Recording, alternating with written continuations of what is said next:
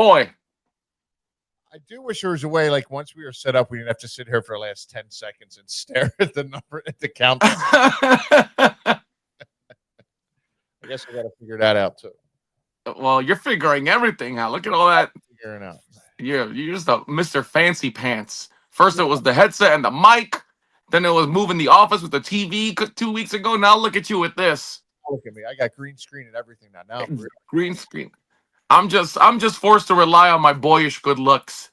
listen, it works for you. So you listen. You need other stuff to hide everything. If I could Dude. wear, I should go back to wearing a mask. I'll wear my spider mask. No, wear the nun costume for Halloween. Nun costume. I did go one year as a pregnant nun. Actually, I've used that costume multiple times. I'll be honest. Jenny and I have a pair of costumes where she goes as the Pope and I go as a priest. Right. And anyone who really knows me and sees me in a priest costume feels really uncomfortable. I could go as Santa Claus this year, Chaz. Look at this. I look like I'm having trouble at home.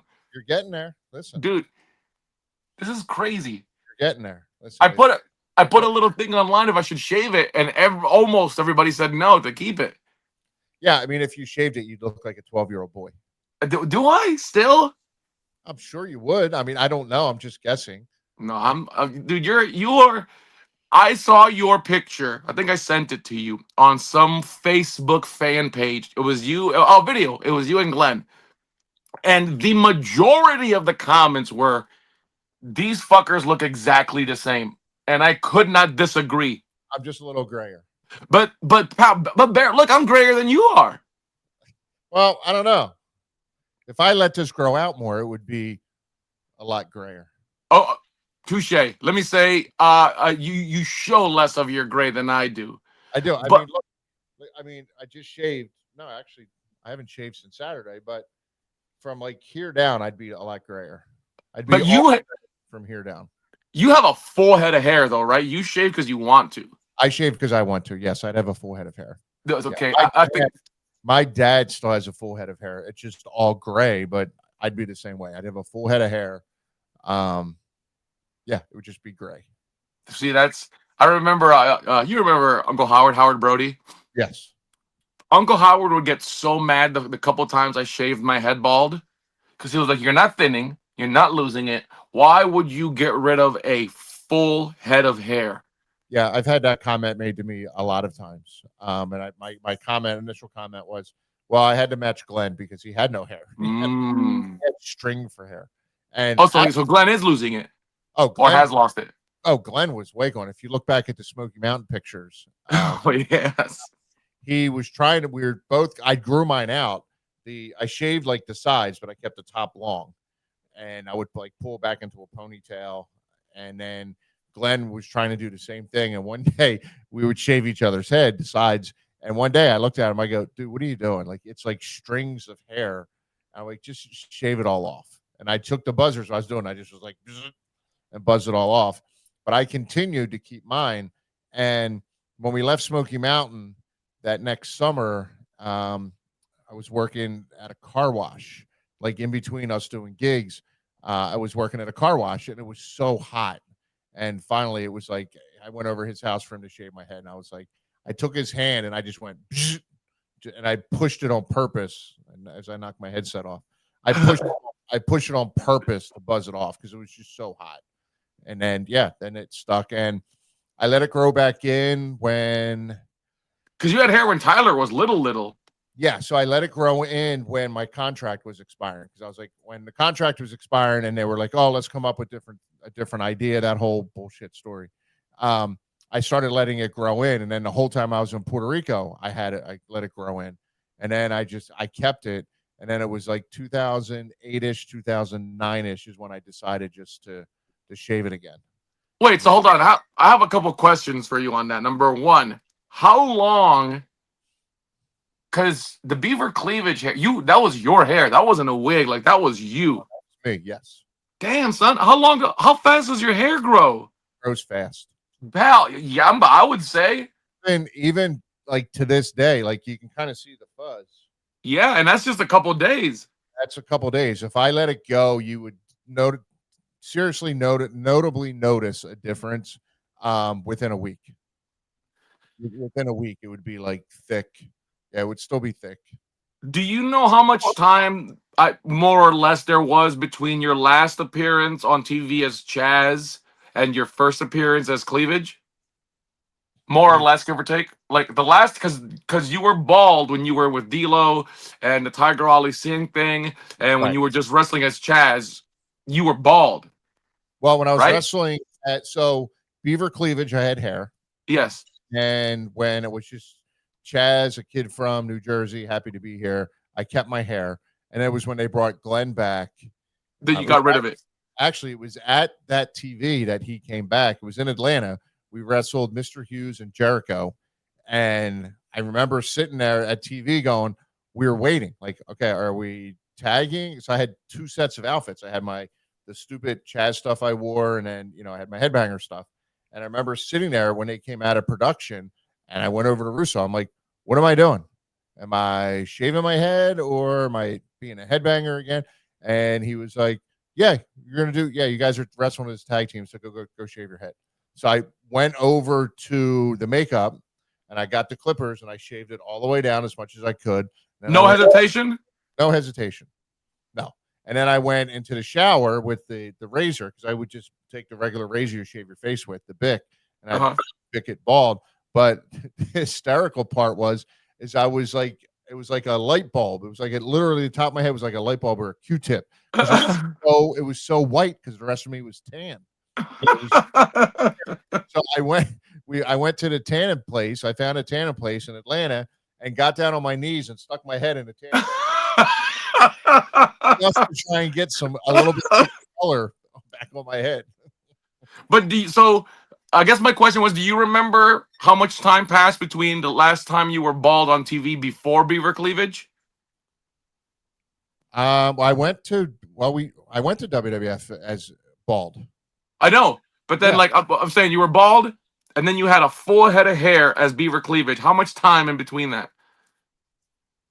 between when we first started in Beaver Cleavage. Between the last time you were bald on TV and the first time you showed up with a full head of hair. Um, I don't know. I may not be understanding the question right. So So like you were headbanger Mosh, yes, and then you were bald, and then you took some time off to grow the hair and come back as Beaver Cleavage. How right. long did it take you to grow the Beaver Cleavage hair? Is what I'm saying. Oh, I think they gave. I'm gonna say it was probably 6 to 8 weeks, I guess. You grew that much hair in Well, six to eight. when I first did the Beaver Cleavage stuff, like it was still like I had the hat on.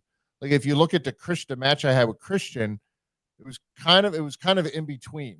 It was But still, that was a bunch of hair. probably like that. Like if you stood it up straight. That dude, I know people that can't grow that in a fucking year. Yeah, that's wild. So then, what made you want to keep it like this now? You I just like used to it. I like Oh, the look better. I have I and you have have a brand. I have a big head and the head is not bigger. Yeah, I like the look better, and then Glenn and I, 'cause again, I shaved it up back off, I think in 2008-ish, 2009-ish. And then Glenn came back around in 2010. And then we started doing shows again in like 2011-ish. And it was just the look is better. Like when I went and I was doing shows as Headbanger Mosh with long hair, it just didn't look right. It didn't feel right. Um, it was just weird and awkward. So it's just, and I like to look better. It's kind of my look and And sticks with easy maintenance, right? way easy maintenance because I just take the buzzer and I literally could do it. If I've shaved my head every day, hair would fall off. It wouldn't Wow. be much, but so I try to do it depending on my schedule and what I have going on. So I try to do it at least every other day. Like I'll do it tomorrow morning. I did it Saturday morning because I was going to the PLE for WWE for NXT. Um, yeah, and then like last week when I was at the PC working there, I think I shaved it Monday morning. I shave it Monday. Yeah, I think I shaved it Monday morning, and then I think I shaved it like Thursday and then Saturday, something like that. Yeah. So do you bick it every time you shave, or do you just Oh, I use don't. the electric? I just use. Yeah, I just don't put a guard on the razor. Nice. Okay. Yeah, I Yeah, just that's don't put a guard on the razor dude. That's wild. because I even when like if you look at like the very first action figures we have, they have like a little black spot. Like mm, my head was always darker because even when I bicked it down, like it grew so fast. Like if I bicked it down the next day, it felt like sandpaper. That's how rough it huh. was. You ran. That's one of the reasons why I don't wear hats anymore. Because when I wear hats, it's like sandpaper. Like it gets stuck. Like it doesn't slide. Like you wear your hat over your hair, it slides. Your hat slides back Yeah. and forth. Mine gets like stuck because it's Huh. literally like sandpaper sometimes. Like now it's soft So because it's you shave your head, and then immediately, a few hours later, already have like a 5 o'clock shadow going on. yeah, That's all, dude. That's awesome.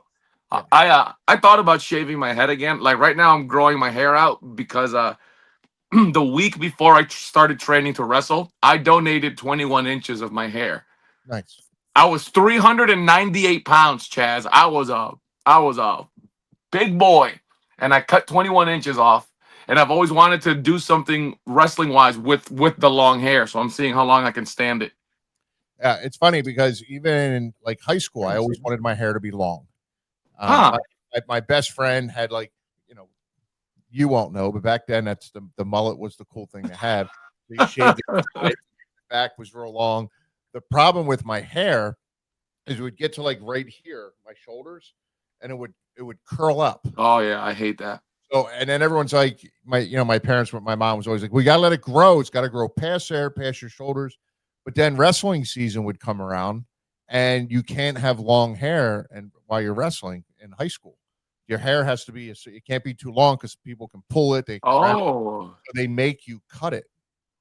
So damn. a certain oh, there's been plenty of times in the locker room when friends of mine or people on my wrestling team, the referee would come in, like they check your nails to make sure your nails aren't too long, so you can't scratch anybody. Then you put your head down, they check your hair, and there was people in there that was like the ref was like, if you want to wrestle tonight, you got to cut your hair. It's too long.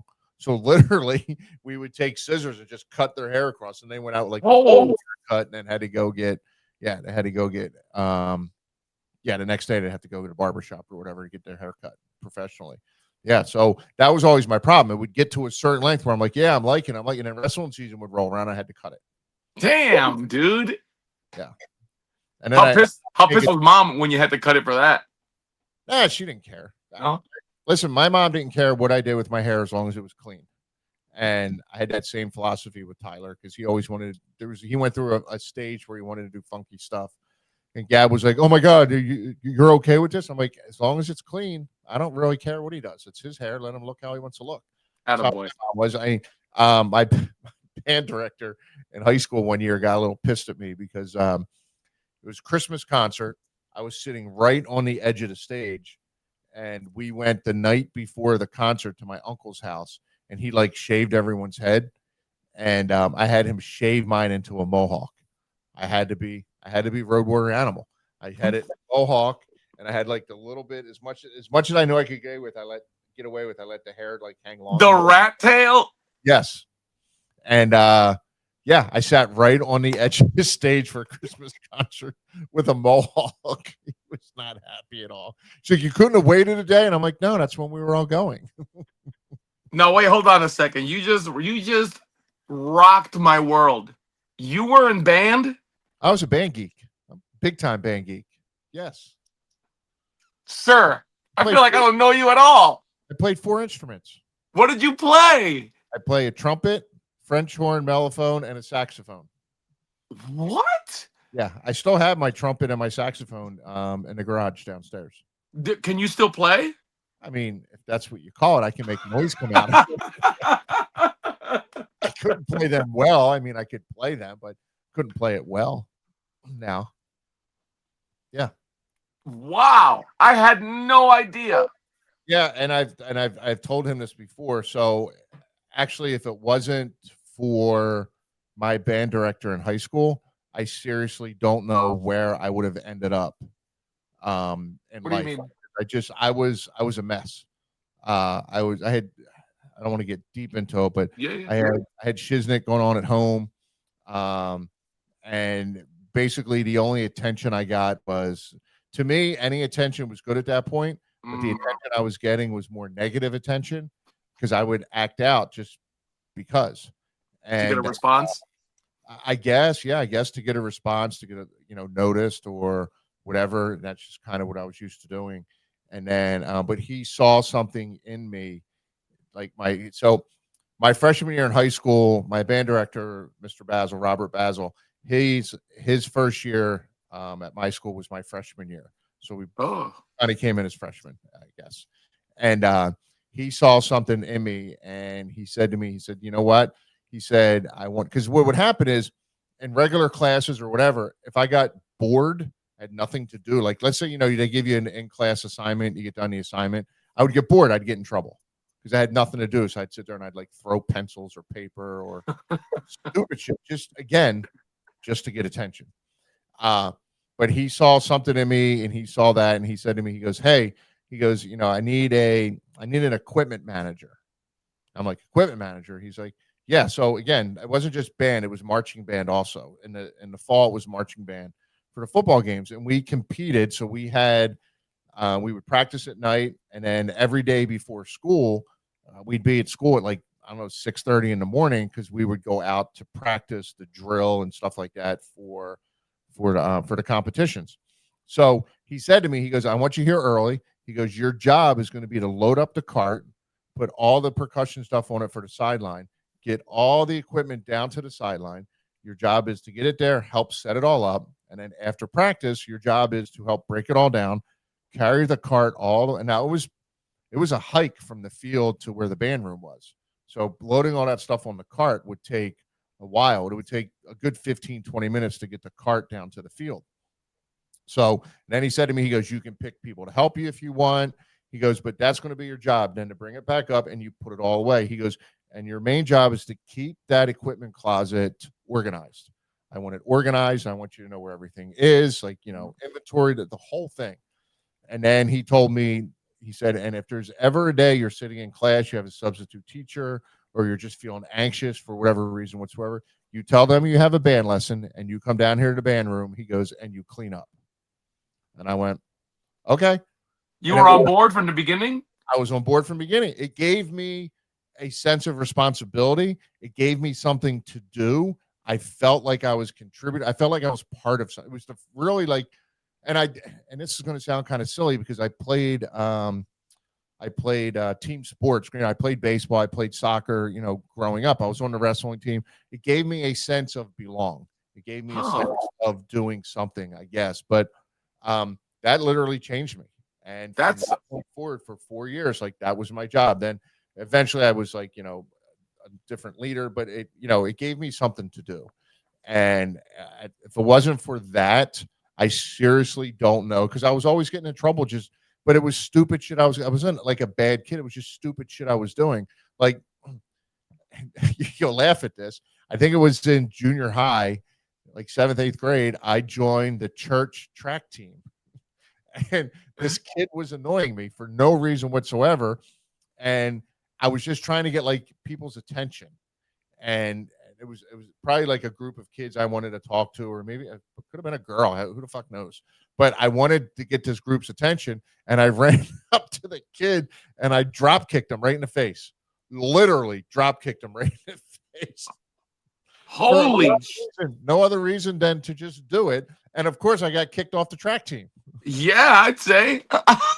So it was the stupid shit I did, and he saw something else in me, and literally that changed. And we're still friends to this day. We I was did gonna say, have you do you still talk to him? all the time. Well, not all the time, but we're friends on Facebook. We'll message back and forth every now and then. And remember, I told you last year when I went up and I met Tori, who Mm, helped me edit my book. yep. We did a band reunion for him. So basically, he was at my high school, I want to say 12 years. So I think it was 10, 12 years, something like that, before he became a principal and a superintendent. Like, he kept moving up within the school district. But that's what we went back for, was to have a, Oh, a high shoot. school band reunion with him there, with his wife, his kids, because his one daughter was born my freshman year. His other daughter was born my senior year, so basically saw them all grow up, and that's what I went up for. That's what it was for. So he was there, and I helped put that whole thing together. So that's what that was for when I went back last year. That is amazing, dude. I didn't have a great high school experience, but I do have two teachers that I'm still friends with today that like they were my friends. Like I was an awkward kid, like I was into weird stuff and I would eat lunch in either of their classrooms and hang out with them. Yeah, dude, I had no idea. I had no idea. So wait, but I do have a question. What do you think it was about the band that gave you that sense of purpose and belonging that you didn't get from the because you I knew you were in team sports. Like you're an athlete your whole life. I think part of it was also is like band was considered a class, so it was a class I had to take.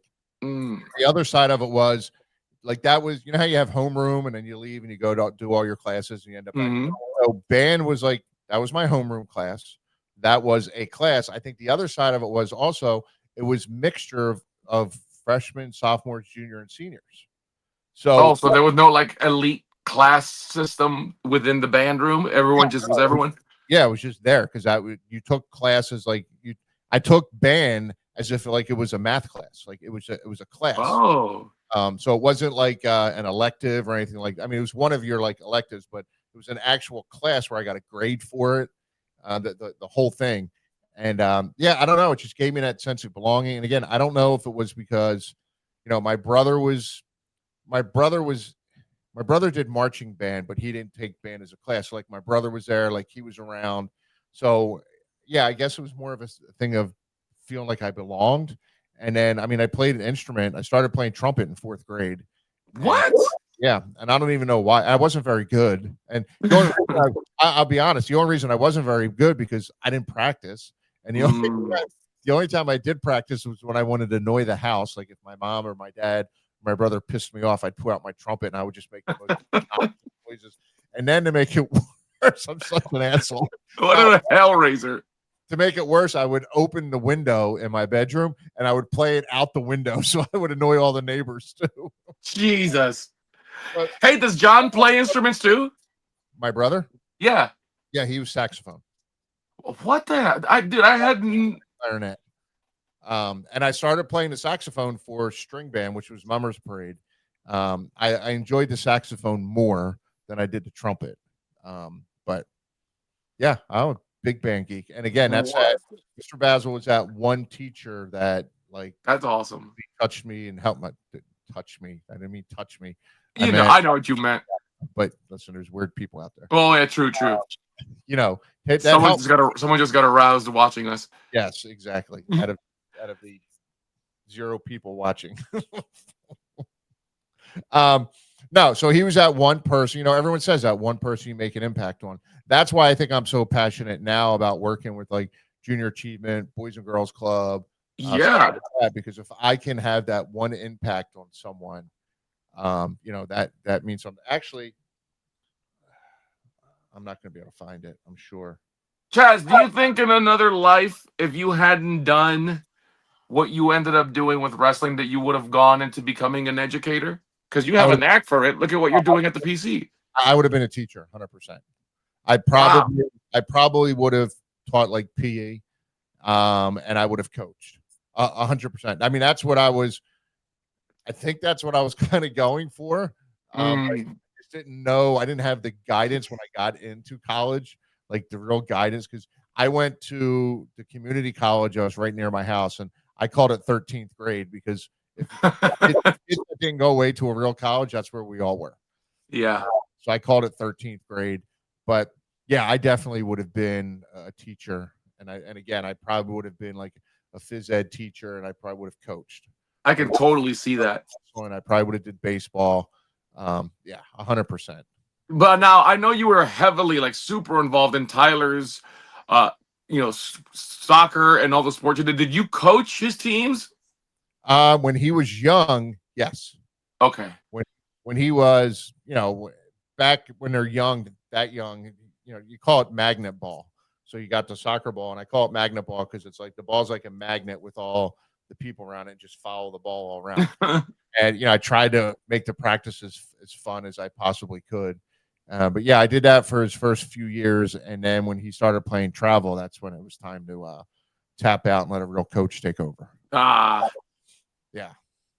Well, and listen, just, those travel coaches get paid, no, so yeah, and the ones he had were like professional coaches.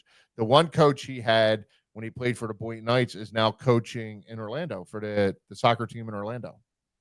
like Orlando City. Yes. Oh shoot! What? Wow. He was a great coach. He was probably Tyler's out of one of top two coaches that he had when he was playing. But yeah, he went through like the college ranks coaching. He was a goalie coach, and Uh, he's coaching now for Orlando City. does Tyler still play at all for fun, or he Yep, does? Okay, plays good. club soccer, and then he does like intramural stuff. And yeah, he actually captained a couple times. He captained a co-ed team. Yeah, That's awesome. I know he's still playing, just not as much right now because now he's heavy with the fraternity. That's awesome. Yeah, he told me last week that he thinks he's going to run for president next year for his other. God, I know that's what I said. I need to connect with Tyler and at least say hi, dude. It's been freaking ages. It's been forever since I even saw him. Yeah, I yeah. I do want to chat with you about the wrestling thing because even if there's not people on this format, there's people watching on the other formats, and there's going to be people that are rewatching it. And I did get asked about the NXT PLE, and I did get asked about WrestlePalooza. Now, I did not watch the NXT PLE, but you were there. You worked it, I was and there. It was and you it was fun. was it good?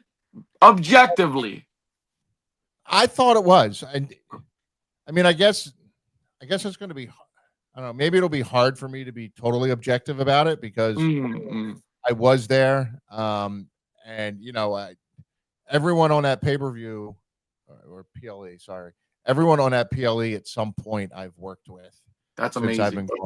I've been going up, and then I worked indirectly. No, I'll say directly. I worked directly with three of the matches. Oh, okay. So they did put you to work there. You weren't just there. You were Oh, hands on. I went to help out. I wasn't That's awesome. I wasn't assigned like a certain match, but I worked with Carino with the match he worked on, and with Johnny Moss, and then a little bit with Chris Gerard with another match, but not much with his. Um, but yeah, no, I was involved like during the week. They work on the matches, and I was chiming in and helping out because last week when I was there, I was working with two different. I was working with the male group and a female group, and the one of the female groups, they were people in that class who had matches, and I was working with them with it. Like it's amazing. What I love about it is, and then I did Evolve last Friday night. Mhm. I had a couple matches on Evolve, and what I love about it is go figure it out, and then once you kind of figure out the framework of the match, the house you want to build, then come back and then let's talk about it, and then we can tweak it. Oh, And and then you basically helped them fine tune it, huh? yes, for the most part, yeah. And then I'll help them with transitions. So we're like, hey, we're here, but we want to go here, but we don't know how to do it. So then I sit there and I don't tell them anything. I'm not that guy that's going to sit there and go, oh well, if you're here and you want to go there, you should do this. I So you kind of don't spoon feed it to them. No, I kind of will guide or make suggestions, and I'll be like, so okay, so you're here and you want to go here. Like it's almost like, all right, you got to get over the river, so you don't have a bridge to get over the river. So what's around you that you can use to build a bridge to get over the river, or what's the best way to try and get across the river? Is kind of how I don't I've never used that analogy until right now, but that's kind of what I do with them is go, okay, so you're here. What if what do you think you should do? And then they look at me and they'll give me an answer, and I'll go, okay. And I go, do you think we should do that? I go, I think you should try it. That Get in the ring and try it. that's all. And you figure something else out because they got to, it's one of those things. It's the old saying, like you take someone fishing, you can catch them a fish, and they'll eat today, or you can teach them how to fish, and they'll eat forever. It's the Yeah. same thing. Like they have to figure it out, and that's what. And I tell everyone that. I mean, my thing is FIO when I'm there. And they're Mm, like FIO, and I'm like, figure it out. figure it out. You're gonna have to figure it out. So go ahead and do it. But no, that's the part I 100% just love And, doing. and Chester, how many light bulb moments have you had? You know, I'm talking about like it's especially poignant in wrestling when you see that something you've imparted or like psychology or why do this and how many of those moments, because that's one of the best feelings when you see a younger person in the business like, oh my god, like that makes so much sense. Yeah, no, it's awesome. I love that. And the best part about that is you work with them, and there's times when I'll be just like I'll have some downtime in between like classes waiting for another class. And I always want to stay early, and if I get there, if I'm lingering, I'll walk over to another ring if I see something. And the great part now is I've been up there so much, like the coaches all know me. They're all comfortable enough to where they know if I kind of chime in, I'm going to chime in and leave. Like I'm not going to sit there and try to take over their class. But or if they're like when they do open ring's the best. And open ring is they're working on matches or they're working on anything, and I can just walk over and jump in and go, okay, so you did it this way, try it this way.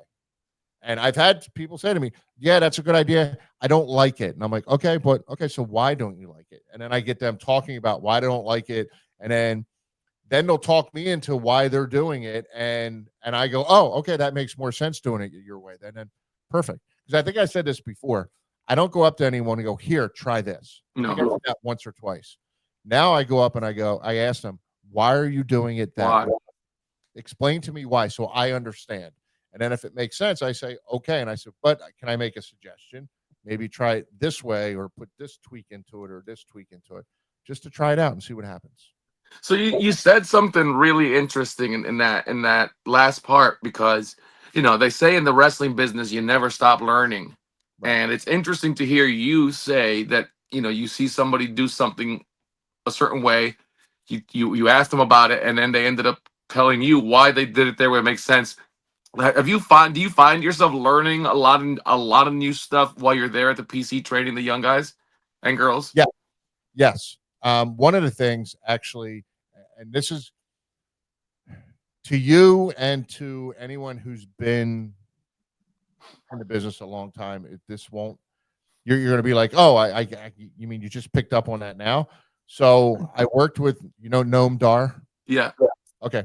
So I was co-producing a match with him for Evolve. We were Oh, working it together, and like because he had a couple other things, whatever. So we're working on the match, and we had them walking through what they were doing, and Noam came over and he's watching, and I'm in the ring, and they're going through, and he stops them and he goes, "Why are you in that corner back there doing this spot?"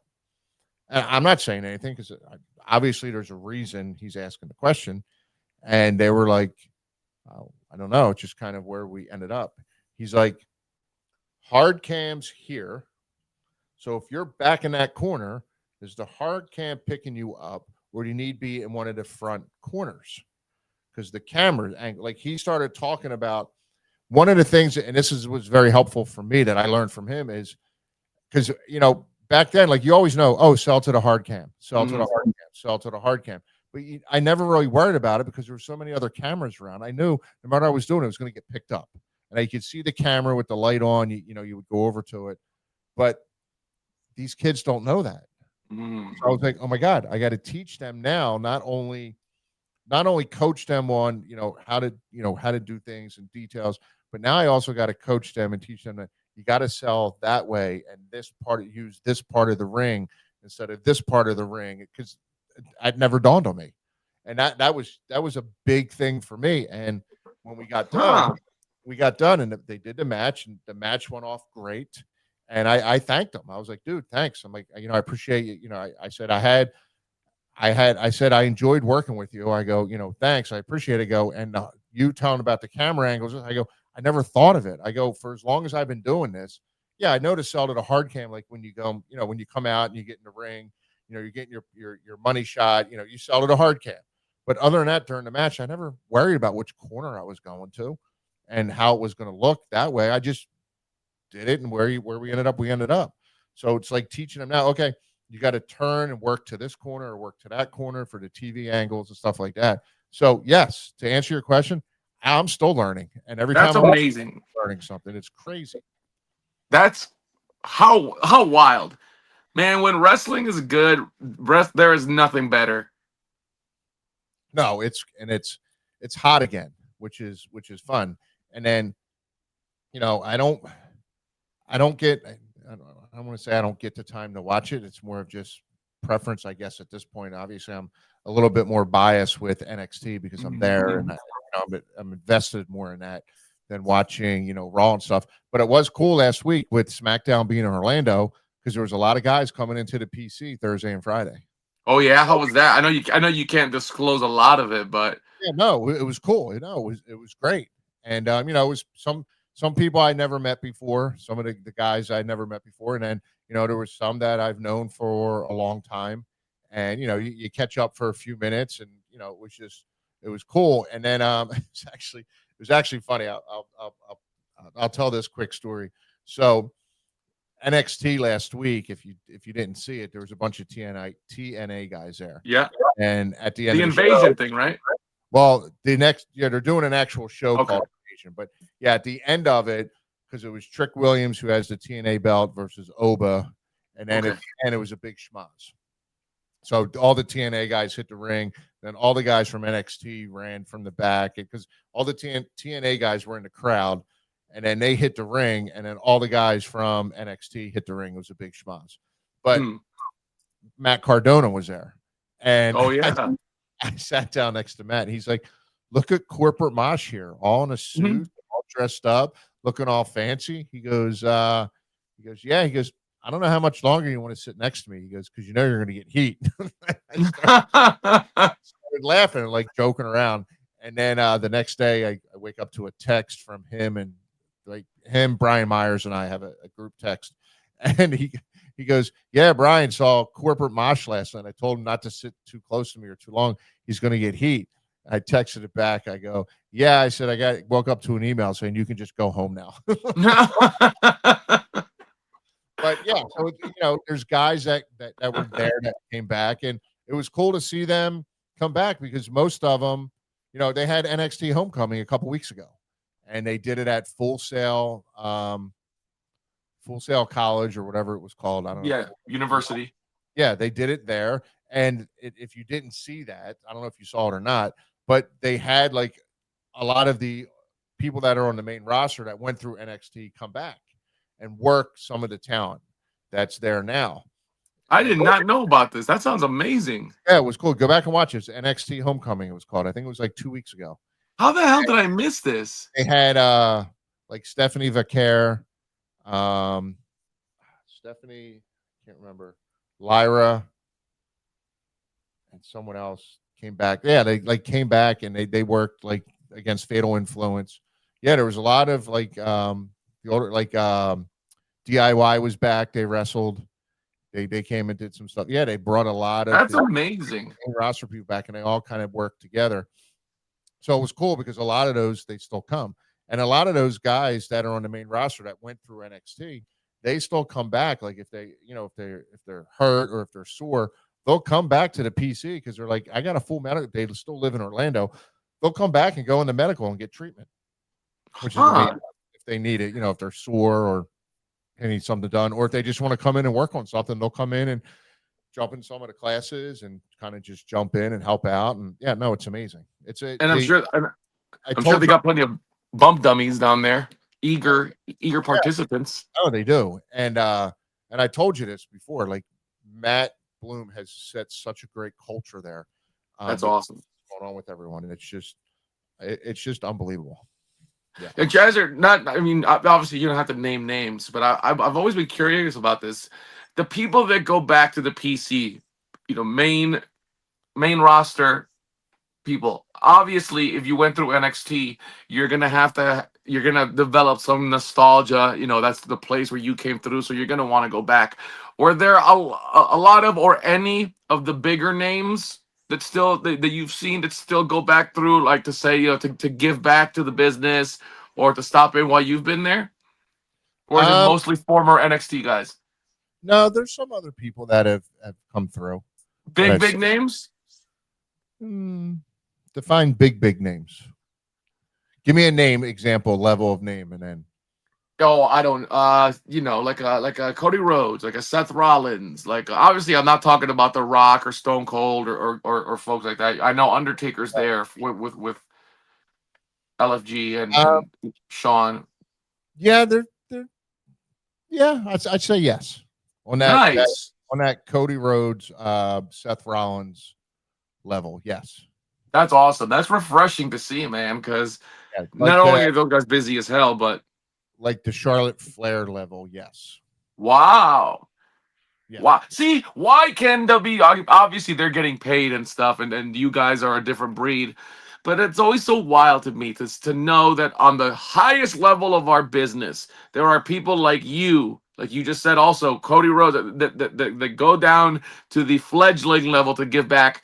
And on so many indie scenes, there are these self-righteous, gatekeepers and bitter old vets that are afraid to lose a spot that they probably shouldn't even have anymore, that aren't giving back, that are detracting from the I don't know, I'm not going to get on a soapbox, yeah. I but it's mean, just wild.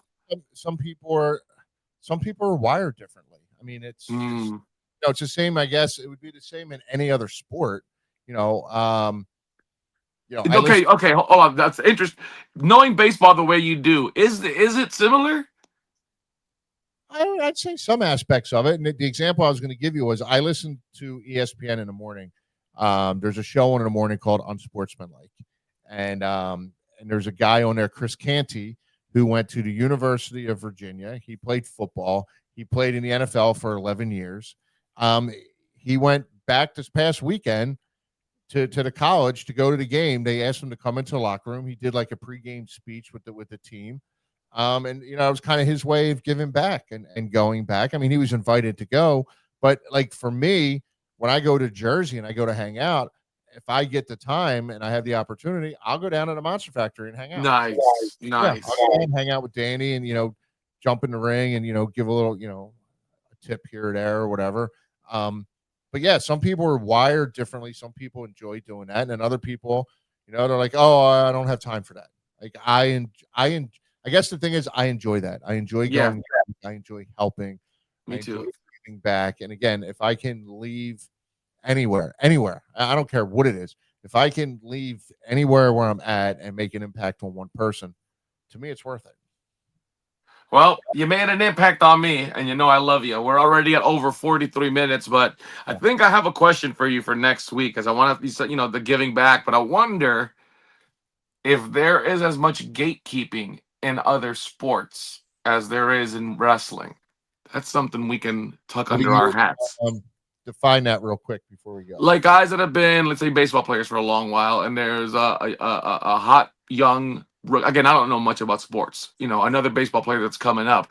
I wonder if the veterans, the guys that have been around, are as protective about. No, no, I need to be the top guy. This guy's good and he's young and he's, you know, coming up on my heels, but I need to be the starter or whatever, or they do things to kind of sabotage the way we see in wrestling. So many of these older guys go up and go, "Hey, that kid's got a bad attitude," or trying to blackball people. Right. I think it depends. And I think this answer is quick, so there's no reason to delay it. So I think it depends. It depends on the person, obviously, and then it depends on the team you're on. Oh, I'll give you a perfect example. The Phillies this year at the trade deadline traded for a guy from Minnesota Twins. His name's Harrison Bader. Last year he was on the Mets, and I hated him last year because he was on the Mets. But now that he's on the Phillies, I'm like, when he first, it's actually funny when he first came onto the Phillies. I texted my brother. I go, I don't know what it is about this guy, but I don't like him. I don't like his mannerisms. I go, he's annoying me. I just don't like anything about him. And then it dawned on me like 2 weeks later that he was on the Mets last year. That's why I didn't like him. But he's been very productive this year. He did an interview, like he's won me over because he's played well. And this interview right here won me over. And this may sum up part of what you're asking. He said in the interview was he said, I've always been a selfish player. I've always been a me player. I've worried about me. I worried about me. I worried about my stats. I worried about my stuff, about my money, my this, my that, blah, blah, blah. He goes, when I came to the Phillies, he goes, that me mentality, I was told to keep outside. He goes, Nice. the locker room basically told me to keep the me mentality outside. We're here as a we. We're here to win a World Series. If you're not here to win a World Series, you're not welcome in this locker room. He goes, I am here to win a World Series, and I am here to do whatever I have to do to help this team win a World Series. Huh. So I think it's the culture of the team, and then the person, the mentality of that person. Like he could have easily been like, oh well, I'm worried about me because I got to worry about a next contract I have coming up in 2 years because I'll be a free agent, so I don't really care. But no, he totally became a team player. So again, I think the answer is it depends on the culture of the team, and it depends on the person. Because Jimmy Rollins, he's on the Wall of Fame for the Phillies. Mike Schmidt had the all-time hits record for the Phillies. When Jimmy Rollins broke that record, this was years ago. He broke the record, probably 15 years ago. But when he broke the record, Mike Schmidt walked out of the dugout and walked out to first base and congratulated him. Oh, okay. So, all right. Yeah. Schmidt, So, third baseman to ever play baseball. So, yeah. So it depends on, I think it depends on the team and it depends on the individuals. well said. Well, Attaboy. thank you. I summed it up. Attaboy. No, So outstanding. now we got to figure out something else to talk about next week. Well, I got some stuff we didn't. I want to talk to you about the WrestlePalooza thing, even though you haven't watched it. The AJ Lee return. So I will try to watch that if you Perfect. watch the NXT PLE. Yes, that'll be the trade-off, like we did last time. I watched Unreal, but yeah, so that'll be it. I want to give a shout out to everybody who's watching this, either the few folks that watched it on either platform live or the folks that will be rewatching it tomorrow. My pal James Legend, who is a fan of the show, to all the folks that are supporting us, guys, spread the word. Word of mouth is the best tool that you can give us to get more eyes on the product. And if you have any questions, comments, concerns, post them on the Mosh Sez show page. Post them there, post them here. Go to the YouTube page and Subscribe. hit the subscribe button, and that way there you get all the updates and all the other fun, fancy stuff that we have going on, or at least we think we have going on. Yeah. Oh, we got some stuff in the pike. Yeah. We'll get some news for an event that's coming up on October 18th next week. I'll leave it until next week, but until then, Chaz, I'll see you soon, Pally. Yes, sir. Peace out. Bye, folks. Well, maybe.